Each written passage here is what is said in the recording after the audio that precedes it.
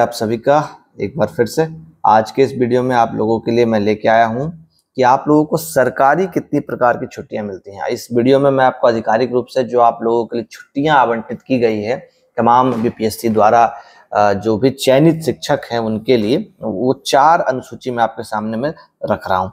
सबसे पहले अनुसूची में आप देखेंगे कि यहाँ पे स्पष्ट रूप में लिखा है ये जो छुट्टी है ये किस प्रकार की छुट्टी है, आपको मैं दिखाना चाहूंगा। बिहार सरकार के अधीन सभी कार्यालयों और सभी राजस्व और दंडाधिकारी न्यायालयों के लिए वर्ष 2024 में कार्यपालक आदेश के तहत घोषित सामान्य अवकाश है। ठीक है, तो ये सामान्य अवकाश आपको मिलता है। ये पीडीएफ भी आपको चाहिए होगा तो वो भी उपलब्ध करा देंगे हम, नीचे डिस्क्रिप्शन बॉक्स में इसका लिंक दे देंगे, वहां से आप डाउनलोड कर सकते हैं।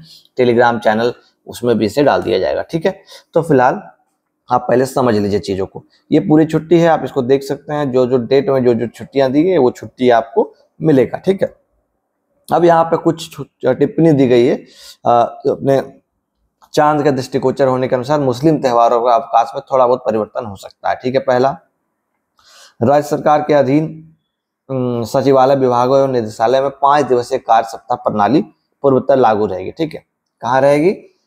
जो सचिवालय विभाग है, निदेशालय, वहां 5 दिवसीय काम होता है। क्षेत्रीय कार्यालयों में, प्रमंडलीय आयुक्तों के कार्यालय में, मुख्य अभियंताओं के कार्यालय में 6 दिवसीय कार्य दिवस प्रणाली जाएगा। यानी कि आप लोगों को पता ही है, आप लोग 6 डे काम करते हैं ना। ठीक है, चलिए अब चलते हैं दूसरी छुट्टी की ओर। दूसरी छुट्टी आपकी क्या है, आपको ये समझना होगा। वर्ष 2024 के लिए राज्य सरकार के कर्मियों के लिए ऐच्छिक प्रतिबंधित अवकाशों की सूची। पूरे वर्ष में इनमें से किन्हीं 3 का उपभोग किया जा सकता है। ये मजेदार है, इसको समझना होगा आपको कि यहाँ पे देखेंगे कि आपको यहाँ पे कितनी छुट्टी दी गई है। टोटल 20 छुट्टी आपको यहाँ दी गई है। ठीक है, अब 20 में से आप 3 छुट्टी का ही उपयोग कर सकते हैं। ठीक है, अब जैसे कि आप लोगों की जो ज्वाइनिंग है वो फरवरी में हुई है, कोई 6 फरवरी को किया है, कोई कुछ को किया, कोई कुछ को किया, तो ये वाली जो छुट्टी थी आप लोगों ने ऐसे भी लिया नहीं होगा। दूसरी छुट्टी ये भी आपने नहीं लिया होगा। अब तीसरी छुट्टी ये भी आपने नहीं लिया होगा। अब जो चौथी छुट्टी पड़ रही है वो ऑलरेडी रविवार को पड़ रही है, तो आप इसको कह सकते हैं कि क्या कह सकते हैं, आप इसको नहीं ले रहे हैं। ठीक है, ये भी छुट्टी आपकी बच गई। अब 3 छुट्टी अभी भी आपके पास बचा हुआ है, तो अगर आप मुस्लिम है तो आप ये छुट्टी लेंगे, अन्यथा आप ये छुट्टी नहीं लेंगे, तो ये बच जाएगी आपकी। ईद उल फितर में आपको लेना है तो ले सकते हैं, मुस्लिम हो चाहे नहीं हो, आपके हाथ में है। अनुग्रह नारायण सिन्हा जयंती है, आपका मन हो तो आप इसमें छुट्टी ले सकते हैं। ईद उल जुहा बकरीद है, इसकी छुट्टी ले सकते हैं।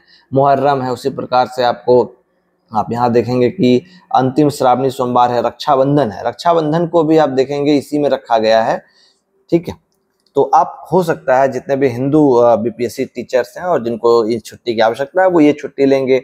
विश्वकर्मा पूजा की छुट्टी लेंगे, अनंत चतुर्दशी की छुट्टी लेंगे, तो 3 ही आप टोटल में ले सकते हैं। ठीक है, फिर उसके बाद आपको दुर्गा पूजा है, जयप्रकाश नारायण जयंती है, एकादशी है, तमाम तरह की छुट्टियां आपके पास 20 है जो कि 3 का उपभोग आप कर पाएंगे। ठीक है, वो आप ये देख लीजिएगा डिटेल में। अब आगे चलिए, आगे बढ़ते हैं। आगे आपको यहाँ पे एक और छुट्टी आपके लिए यहाँ पे दिया गया है, वो है वर्ष 2024 के लिए राज्य में एनआई एक्ट 1881 के तहत घोषित सार्वजनिक अवकाश। अब ये कुछ सार्वजनिक अवकाश है जो कि आपको सबको मिलेंगे, 17 है टोटल। ठीक है, 17 में आपको जो भी है आप उसे देख सकते हैं, सारा छुट्टी आपको दिया जाएगा। ठीक है, यहाँ पे भी कुछ टिप्पणी है वो आप देख सकते हैं, है ना। जैसे कि आपको यहाँ मैं बताना चाहूंगा कि एनआई एक्ट के तहत उक्त घोषित अवकाश राज्य सरकार के सभी कार्यालय एवं राज्य दंडाधिकारी न्यायालय में स्वतः लागू होंगे। दुर्गा पूजा में अष्टमी एवं नवमी तिथि एक ही दिन है, दिनांक 11 अक्टूबर 24 को पड़ने के कारण वास्तविक अवकाश की संख्या मात्र 20 दिन है। ठीक है, टोटल आपको इसके आधार पर तो टोटल जो हो रहा है वास्तविक अवकाश को 20 ही दिन का मिल रहा है इसके तहत। ठीक है, चलिए आगे बढ़ते हैं। एक और लास्ट छुट्टी आपके पास आती है वर्ष 2024 में एनआई एक्ट 1881 के तहत वार्षिक बैंक लेखाबंदी अवकाश। तो वार्षिक लेखाबंदी अवकाश ये है जो कि नया सेशन कहते हैं ना, मार्च एंडिंग क्लोजिंग हो रहा है, तो नया सेशन जो शुरू होता है उसके लिए 1 दिवस को पहले तारीख को आपको क्लोजिंग रखा जाता है, जहाँ पे सारा काम या फिर जो भी चीजें हों वो एक छुट्टी के रूप में इसको दिया जाता है, ताकि नए तरीके से, नए सिरे से, नया दिन, नया साल आप लोगों का शुरू किया जाए। तो ये सभी जितने भी आपको हॉलीडेज गवर्नमेंट की ओर से मिलते हैं, जो भी प्रकार के थे वो आपके साथ मैंने साझा किया। टेलीग्राम में इसका लिंक आपको दे दिया जाएगा। साथ ही साथ आप वो चैनल ज्वाइन कर लीजिए, पहली बार आया तो सब्सक्राइब कर लीजिए, ताकि आगे और भी डिटेल में आपको वीडियोस मिलते रहेंगे। बाकी और भी इसी तरह के वीडियोस के लिए बने रहिए। वीडियो अच्छा लगा हो तो लाइक कर दीजिए।